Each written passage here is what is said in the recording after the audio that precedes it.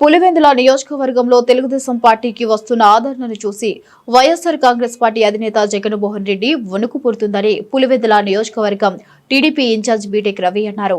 వేంపల్లిలో దిల్ మంగే చేరిక సందర్భంగా బీటెక్ రవి కార్యకర్తలను ఉద్దేశించి మాట్లాడారు. స్వయంగా జగన్మోహన్ రెడ్డి ఫోన్ చేసి కార్యకర్తలను బుజ్జగిస్తున్నారంటే పులివెందులలో ఆయన పని అయిపోయిందని బీటెక్ రవి ఎద్దేవా చేశారు. మేము ఆప్యాయంగా శ్రీనివాసరెడ్డి అని పిలిచడం, తర్వాత ఆయన కూడా అంతే ఆప్యాయతతో మనం పిలిచిన దాదాపు ప్రతి ప్రోగ్రాంకు కూడా తర్వాత శ్రీనివాసరెడ్డి అన్న ప్రతి ప్రోగ్రాంకు హాజరు కావడం.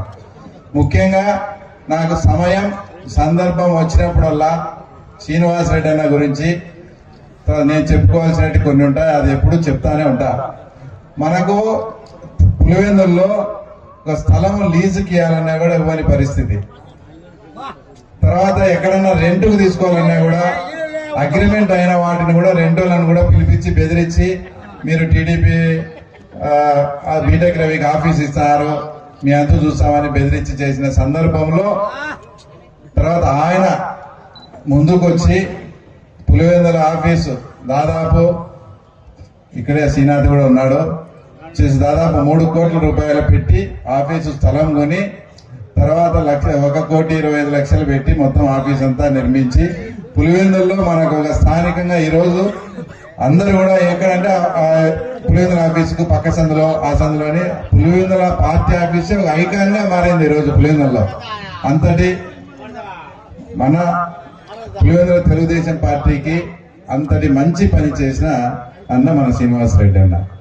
రెండో విషయం ఏంటంటే మీకు ఎవరికి తెలియదు, నిన్న జరిగిన జెడ్పీటీసీ ఎలక్షన్స్ లో మొత్తం ఆర్థిక భారం అంతా కూడా ఆయన వచ్చినాడు. ఇది చెప్పనేలేనా మాకు? ఇప్పుడు నువ్వు చేసేది ఈ పని నువ్వేం మాకు కోరుకోదైనా కాదు. మనము రాష్ట్రంలో ఎంతో ప్రతిష్టాత్మకంగా మనం ఎలక్షన్ జరిపే పరిస్థితుల్లో మేము కూడా ధైర్యంగా నువ్వున్నామనే ధైర్యంతోనే చంద్రబాబు నాయుడు గారికి మేము పోటీ చేస్తున్నామని చెప్పినాం. దానికి తగ్గట్టు నువ్వు కూడా నీ శక్తి మేరకు మొత్తం భారం అంతా మోసినాడు. మళ్ళీ ఏం ఇదేం కాదు, మొత్తం భారం మోసినాడు. చెప్పుకోవాలంటే ఈయన భయం ఏంటంటే మళ్ళీ ఎవరైనా వచ్చి ఆడ అడుగుతారేమో అనుకున్నాడేమో.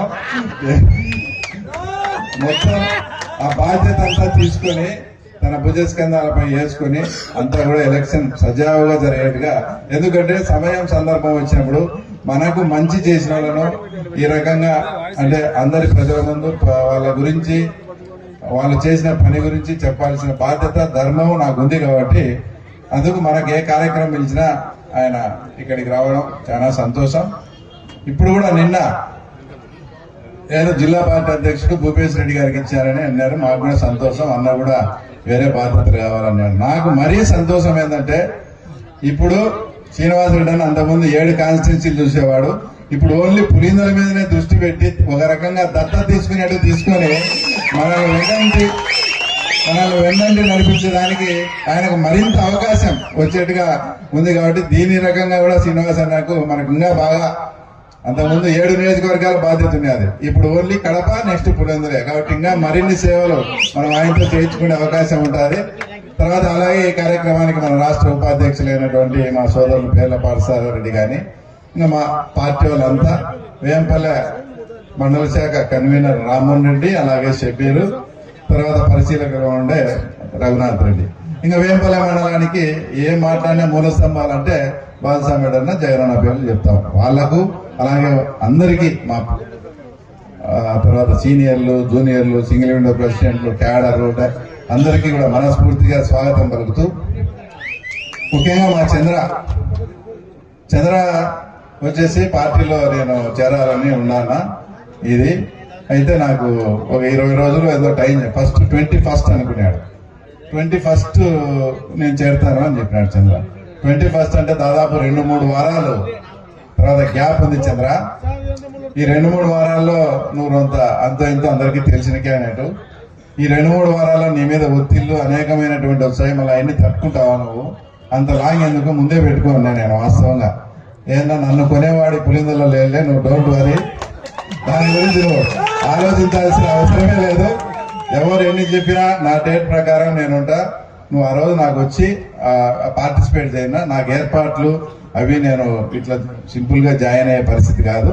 నేను ఒక వేంపల్లి మండలంలోనే ఒక స్థానిక సంస్థలకు ఒక ఊపు తెచ్చే విధంగా ఆ రకంగా మనం ప్లాన్ చేసి చేద్దాం అన్నాడు. ఎస్, మళ్ళీ ఆయనకు మీ అందరికీ తెలుసు, వైఎస్ఆర్సీపీ పార్టీలో ఉండే స్టెప్ బై లీడర్ లాస్ట్ కు మాజీ సీఎం కూడా ఏది ప్రయత్నం చేసినా కూడా ఇన్ని ఒత్తిళ్లకు ఇంత దానిలో కూడా లొంగకుండా ఈరోజు మన పార్టీలోకి వచ్చి, నేను ఇందాక తర్వాత మా నాగకృష్ణ కూడా చెప్తాను, ఎలక్షన్ టైంలో కూడా నేను ఇంత మీటింగ్ పెట్టలే. ఏది నేను ఎలక్షన్ కంటెస్ట్ చేసి 2024లో కూడా నేను ఇంత మీటింగ్ పెట్టలే ఎప్పుడూ కూడా. అంతటి బ్రహ్మాండమైన మీటింగ్ పెట్టి ఎన్ని ఒత్తిళ్ళు వచ్చినా ఇంతమంది వచ్చి చంద్ర తరపున, అంటే చంద్ర ఒక 300 నుంచి 400 మంది కండువాలు ఆర్డర్ ఇస్తాడు, అది అడ్రస్ చెప్పునని. ఏంటి నీ భాషలో అంటే నువ్వు చూసావు కదా నా బుద్ధి అన్నాడు. ఈ బుద్ధి మీరు అందరూ ఉన్నారు, చూసారా లేదా, ఎంతమంది పార్టీలో చేరినారో ఎంతమంది చేసినారో. అట్లే ఇందాక ఈశ్వరుడు అన్న అది చెప్పినట్లు నేను ఎక్కడో కొంచెం భయపడతా వచ్చిన వేంపల్లకు, ఏమైనా మొత్తం బీగాలు వేసి అందరూ వెళ్ళిపోయినారేమో, మన అమ్మగారి పల్లె మాదిరి ఏమైనా ఉంటుందేమో అని నాకు చాలా టెన్షన్ గా ఉన్నది. వాళ్ళు మాట్లాడతారో బుద్ధి ఉందా లేదా. అది 200 ఓట్ల ఊరు. గతంలో మాకు 40-45 ఓట్లు వచ్చినాయి. మళ్ళీ ఈశ్వరుడు అన్న కుటుంబాలు 45 చిన్న పిల్లలు చేరినారు. దాదాపు ఇప్పుడు 70-80 ఓట్లు అయితే 10 ఓట్లు అటో ఇటో ఈక్వల్ అవుతుంది.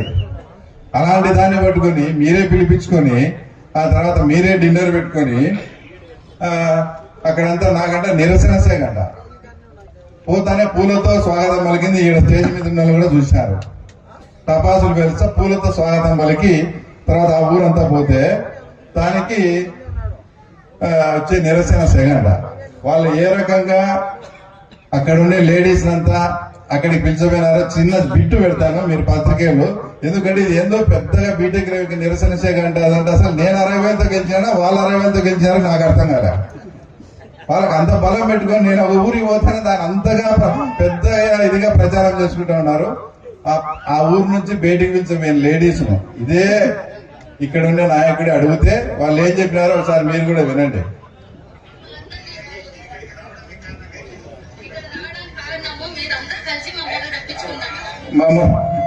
మళ్ళీ ఒకసారి ఇస్తారా,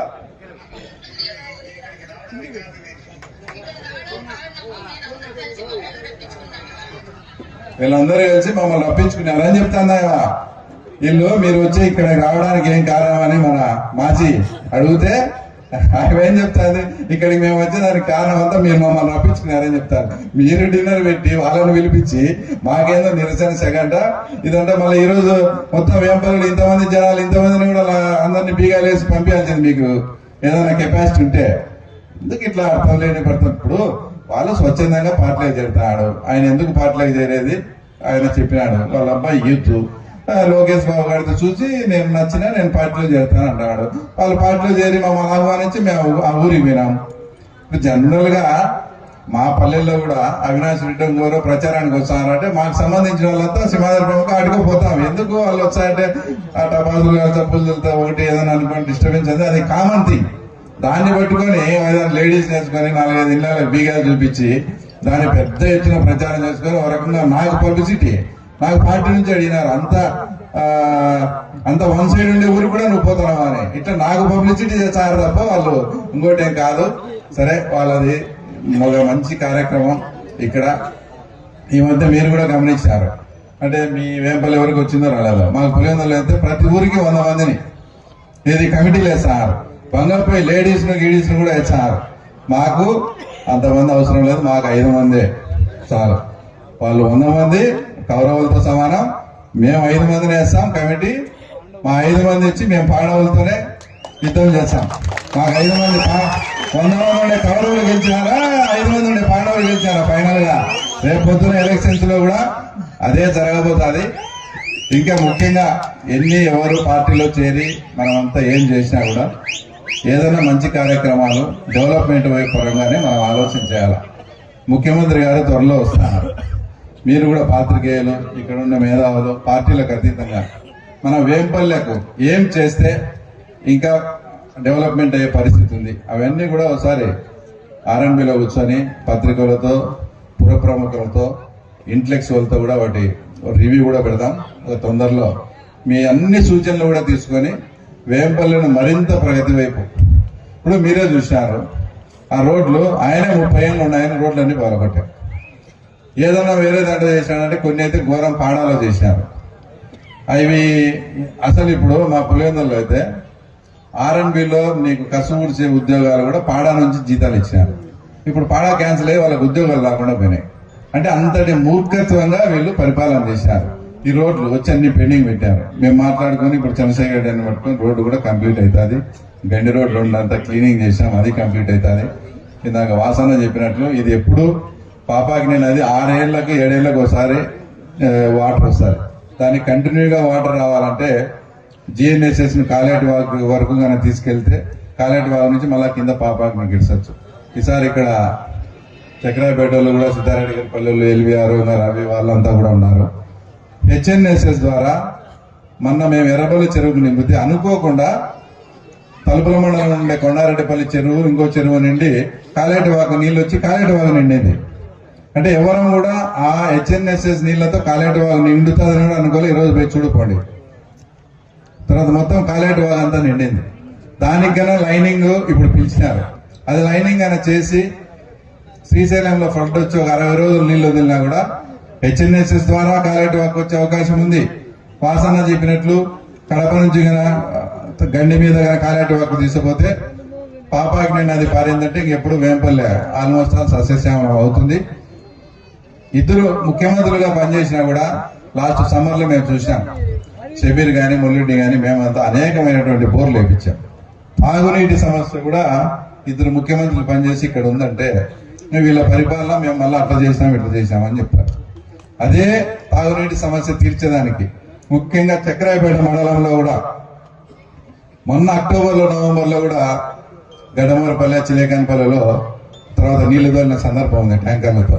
వీటికి శాశ్వత పరిష్కారం చేసే దిశగానే ఆ తర్వాత ప్రతి ఇంటికి కూడా అంటే తాగునీరు అందించే కార్యక్రమంలో మన ముఖ్యమంత్రి గారు వచ్చి ఆ ప్రోగ్రామే ఇనాగ్రేషన్ చేస్తున్నాడు.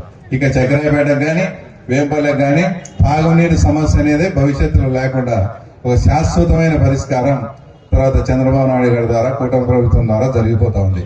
కాబట్టి మీరు కూడా ఇక్కడ ఈరోజు చేరినారు. ఎన్ని ఒత్తిళ్లు వచ్చినా కూడా తర్వాత ఈ చంద్ర చేరినాడు కాబట్టి చంద్ర కూడా పార్టీ పరంగాన ఇంకో పరంగాన మంచి సముచిత స్థానం కూడా ఇస్తామని కూడా మేము ఈ స్టేజ్ చేసా తర్వాత ఇక్కడ కూడా మేము మంచి హామీ కూడా ఇస్తా ఉన్నాం. అందరం కలిసికట్టుగా పనిచేస్తాం. సమస్య లేదని ఉంటే చెప్పండి, చేసుకుందాం. తప్పకుండా ఇవన్నీ ఎక్సర్సైజ్ ఇదంతా చేసేది కూడా మనము ఏదైనా పొలిటికల్ యాక్టివిటీ చేస్తా అంటేనే రాబోయే రోజుల్లో. ఇప్పుడు భవిష్యత్తులో మనం ఇక్కడ అసెంబ్లీకి వెళ్ళాలన్నా ఇక్కడ ఎమ్మెల్యే గెలవాలన్నా కూడా ముందు మన వాళ్ళు వార్డు మెంబర్లు ఎంపీటీసీలు జెడ్పీటీసీలు తర్వాత పంచాయతీ సర్పంచులు మున్సిపల్ చైర్మన్లు అయితేనే మనకి ఏదైనా కానీ ఫ్యూచర్ కూడా బాగుంటుంది. కాబట్టి కలిసికట్టుగా ఆ ఉద్దేశంతో పనిచేయండి. తప్పకుండా మీకు ఏది ఎదురైనా కూడా మీ వెనక నేనుండి మిమ్మల్ని ఆదుకునేదానికి మేమంతా సిద్ధంగా ఉన్నాం. తర్వాత ముఖ్యమంత్రి గారితో కూడా వాసన్న తర్వాత ఆదినారాయణ రెడ్డి గారు కూడా పులివెందుల మీద ప్రత్యేకంగా మీటింగ్ కూడా ఒక 10 రోజుల్లో జరుగుతుందని కూడా చెప్పినారు. ఆ రోజు పోయి ఇంకా మనకు ఇబ్బందులు మన కార్యకర్తలు ఇంతవరకు 1.5 సంవత్సరం అయింది, ఇంకా ఏం జరగలేదు. తర్వాత కొన్ని జాబ్స్ మనము అందరికీ ఇవ్వలేకున్నాం. వాటి గురించి కూడా 100, 150 కొన్ని సిమెంట్ ఫ్యాక్టరీలో కొన్ని జాబ్స్ అడిగే పరిస్థితి అన్ని కూలంకషంగా మన ముఖ్యమంత్రి గారికి ఎక్స్ప్లెయిన్ చేసి ఒక ప్రత్యేక దృష్టి పెట్టించుకొని తప్పకుండా మీ అందరి ఆదరాభిమానాలతో వచ్చే స్థానిక సంస్థల ఎన్నికల్లో తప్పకుండా గెలవాల్సిన పరిస్థితి మీ సహకారంతో తీసుకొని వస్తానని ఈ సభాముఖంగా చెప్తూ మరొకసారి మా చంద్రను ఇంత మంచి మీటింగ్ ఆర్గనైజ్ చేసినందుకు మీ అందరి తరఫున ప్రత్యేక కృతజ్ఞతలు తెలుపుకుంటూ సెలవు తీసుకుంటున్నాను. జై తెలుగుదేశం.